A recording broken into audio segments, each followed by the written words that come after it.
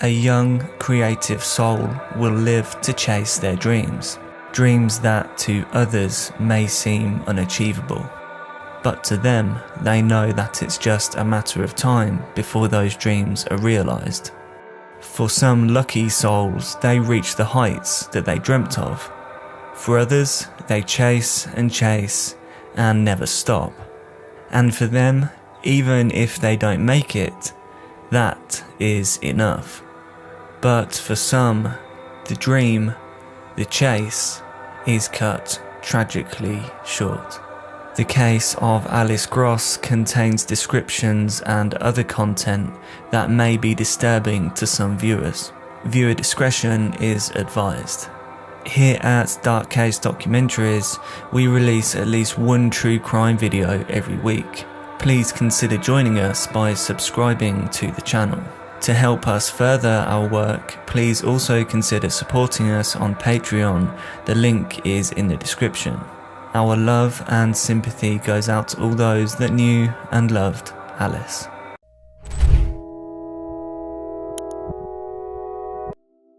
Alice Poppy Madeline Gross was born to Rosalind or Ross Hodgkiss and Jose Gross in London on February the 14th, 2000.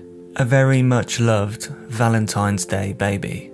Nina Gross, Alice's older sister, was 5 years her senior. The Gross family lived in Hanwell, Ealing in Greater London, United Kingdom. Alice was kind-hearted, caring, loyal, and had a contagious sense of humour. Her parents described her as having a compassionate nature. Alice had a deep passion for music, and she built her young life around it. Alice was taking guitar lessons, having already mastered the violin and the piano. Alice's parents said that their creative and talented daughter could turn her hand to any musical instrument. As Alice grew, she began to write her own music and perform her own songs. This talented young girl had high hopes of pursuing a career in music. On Thursday, August the 28th, 2014, Alice was now 14 years old. At noon, Alice departed from the family home in Hanwell, informing her mother that she would return home on the evening of the same day. At around 3 o'clock that afternoon, Alice contacted her father. She wanted to check with him what time he was expecting to return home. Alice is seen on surveillance footage strolling down the towpath of the Grand Union Canal. On the towpath at Brentford Lock at around 3:45 p.m, Alice can be seen walking alone. Alice approached a bridge. Just before she entered the opening to the bridge, it began to rain. Alice was heading towards her home, back to her loving family. She was last seen at 4:26 p.m. This was the final sighting of Alice. Alice had vanished. Alice's parents immediately reported her missing to the police when she didn't appear home as planned. They were extremely concerned about the safety of their daughter. Alice had been battling the eating disorder anorexia.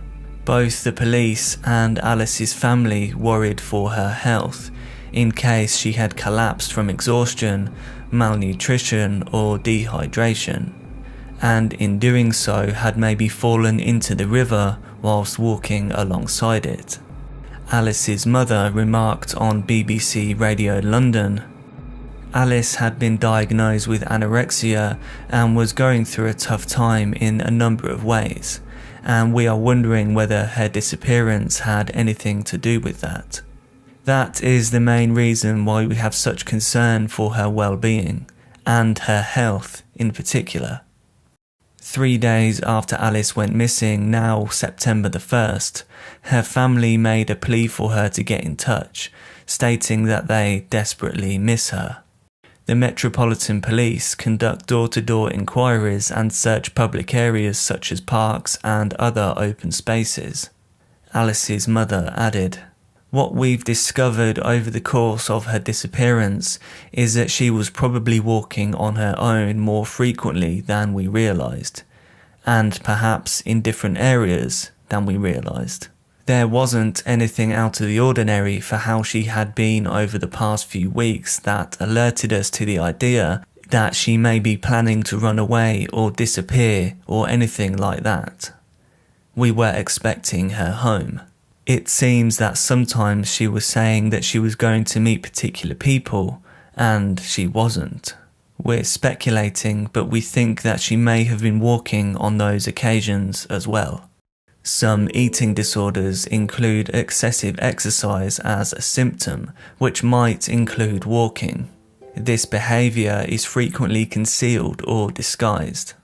Additionally, at this time, police sought anybody who may have become friends with Alice at a songwriting workshop for young people, which took place in the Camden Roundhouse earlier the same month, to come forward and assist the investigation.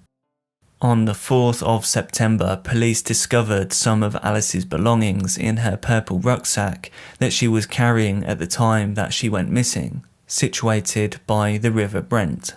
14-year-old Alice was last seen wearing a pair of Vans sneakers. According to authorities, these sneakers were found in her bag. The rubbish from her meal, her lunchbox, and a fresh change of underwear were also found inside, according to police. Also on September the 4th, police released surveillance video showing Alice, dressed in dark blue trousers and a grey t-shirt and the now recovered Vans sneakers, strolling by herself along the Grand Union Canal towpath at Brentford Lock. Alice's mother, Roz, made a further appeal on behalf of the family, saying, "We'd like to say to Alice, first of all, that we miss her, that we love her, and that she's not in any trouble. And we want to know that she's safe. We just want her to come home. I wasn't surprised that she was seen coming home. That would be much more in keeping with her character, with her behaviour, that she was on her way home." Now the 6th of September, it was crucial that the authorities find a breakthrough on this case as soon as possible. Alice had now been missing for almost 10 days. On this day, police in Ealing detained a 25-year-old male on suspicion of murder. The 25-year-old male was detained for questioning. On September the 7th, he was questioned over Alice's disappearance. Also on the 7th of September, a second male, 51 years old, was detained on suspicion of murder. Police emphasised that the two arrests are independent of one another and that the search for Alice is still ongoing. At this time, there was still an underlying feeling of optimism that Alice would return home safely.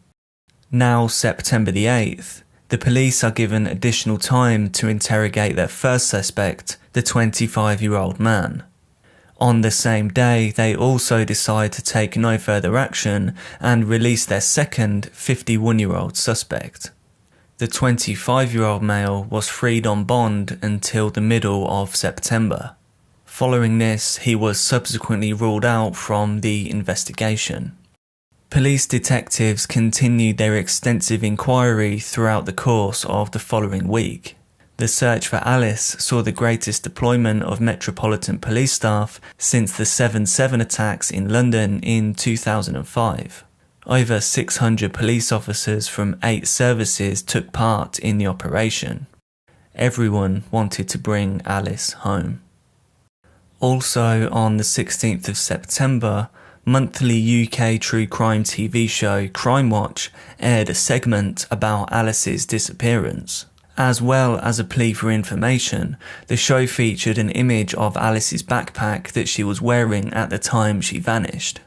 On September the 17th, officers shared information that a couple reported a sighting of Alice's rucksack after seeing it featured on the TV appeal on the previous night's episode of Crime Watch.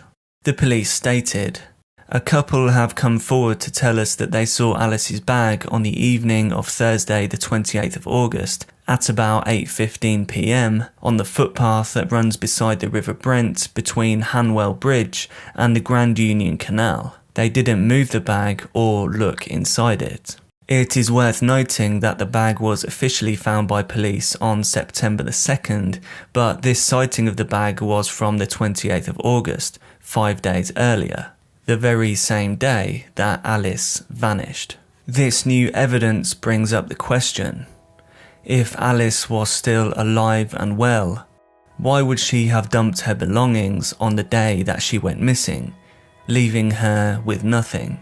The police added, "I'm really keen to trace Alice's phone, which I know has not been used since late afternoon on the day she was last seen.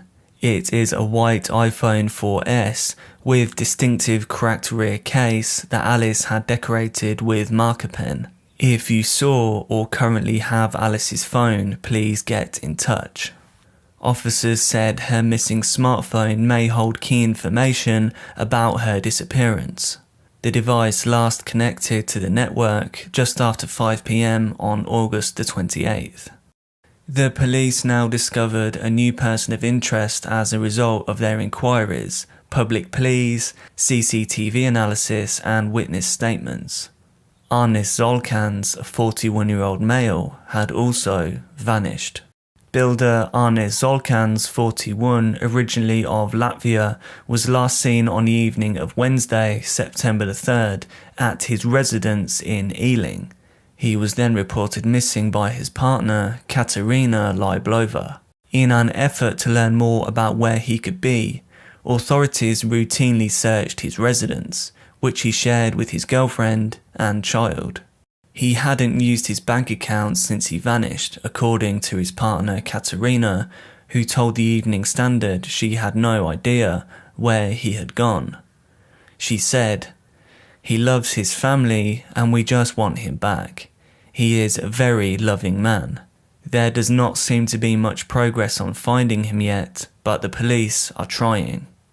Police said that Zolkans would have taken a similar route, riding his red track mountain bike to that of Alice on August the 28th in order to get to work. On Thursday, September the 4th, it is thought that he left his house earlier than normal, and before Katerina realised. Normally, he would meet a workmate at around 8 a.m. so that they could bike to work together. But Zolkans did not show up that morning. Zolkans was last seen purchasing food and water early on September the 4th in a store in South Acton whilst wearing a heavily loaded backpack. On Friday, September the 5th, the police were notified by Katerina that Zolkan was missing. Homicide and Major Crime Detective Superintendent Carl Mater said, "It is completely out of character for Arnis to go missing. His family is very worried about him. I'm asking for anyone who has seen him or knows where he is to get in touch." Given the time that Arnis was last seen and that he travels to work along a similar route to the one that we know Alice took on the 28th of August, I am really keen to speak to him. At this stage, we simply want to speak to him, as he may well have important information that can help our search for Alice. I would stress that based on what we know now, there is no evidence to suggest that Arnis and Alice knew each other. This continues to be a fast-moving investigation, and this is one of a number of lines of inquiry that we are urgently looking into. Mater added, "The response so far from the public has been great, but as yet we have no confirmed sightings of Alice after 4:30 p.m. that day." After further investigation, police went on to confirm that Zolkans was a suspect in Alice's disappearance as of September the 18th. Police looked further into Zolkans' dark past. Arnis Zolkans, a Latvian builder, was now the primary suspect in this case. Police uncovered information that Zolkans was not an innocent man. Before coming to the UK, Zolkans had been incarcerated in Latvia for the 1998 slaying of his wife. Zolkans admitted to the crime and informed the police that his wife had started going out on her own after claiming to be a lesbian. When Zolkans killed his wife and buried her in a shallow grave, he had been determined to be mentally stable and had understood what he was doing. Zolkans, an expert welder, constructed a metal pole with an 8-inch knife, and when his wife was late coming home one evening, he beat her and stabbed her to death. In 2009, after the move to the UK, presumably for a fresh start and to be free from scrutiny, he was also detained on suspicion of sexually assaulting a teenage girl in London in 2009, but no further action was taken. 1 week later, on the 25th of September, Alice's family made another heartfelt request for her to come home, now 4 weeks since she had vanished. "We're missing everything about her," Alice's mother said. "We want her back home, where she belongs." Further investigations were carried out into the CCTV from the areas surrounding Alice's last known sighting. The police began to gain ground on this case. Zolkans was spotted on surveillance footage following behind Alice on his red bike when she was last seen alive walking down a towpath next to the canal. According to CCTV footage, Zolkans stopped for at least 80 minutes once he'd passed Alice on the towpath. This was at around 4:10 p.m. After 80 minutes, he emerged back into the view of cameras. Zolkans' appearance when he emerged was different. It suggested that he may have entered the water because his trouser legs were now rolled up. CCTV evidence showed him buying beer in a neighbouring shop later that evening, just a few hours after Alice was last seen. After visiting the shop, he went on a different bike to the location where Alice was last seen. He returned to this location 2 more times. Zolkans also looked up Alice's name online as soon as the news of her disappearance began to spread. Detective Superintendent Carl Mater said, "Alice was last seen on CCTV heading under Trumpers Way Bridge. Just as Alice reached the bridge, it started to rain heavily. We know that Alice loved the rain, so she probably would have kept walking in it rather than to seek shelter. All signs were now pointing towards something or someone stopping Alice from continuing on her journey home." On the 30th of September 2014, the badly decomposed body of a teenage girl was found. The body was naked apart from one sock. It was found hidden in the River Brent in West London. The body was wrapped in bin bags and tied into the fetal position. The girl had been starved of oxygen due to compression. The body was weighed down with bricks attached to a bicycle wheel. Nearby logs, each about 1 metre in length, had been rolled into the river and arranged in a pyramid configuration above the body. This was a further attempt to weigh the body down. Officers said significant efforts had been made to hide the body. The remains were soon confirmed to be those of 14-year-old Alice Gross. Alice's body was located near to where her bag was found, 33 days after she went missing. Detectives now had to determine whether the body was thrown into the river at that location or whether it had moved due to the current. On the 1st of October, according to detectives, their investigation into Alice Gross's disappearance had turned into a murder probe. By now, the evidence against Zolkans was mounting and was as follows. According to the footage from the CCTV, on the 28th of August, Zolkans would have passed Alice. He then stopped for at least 80 minutes and resurfaced looking like he had been in the water. Zolkans returned to the scene 3 times in the day following Alice's disappearance.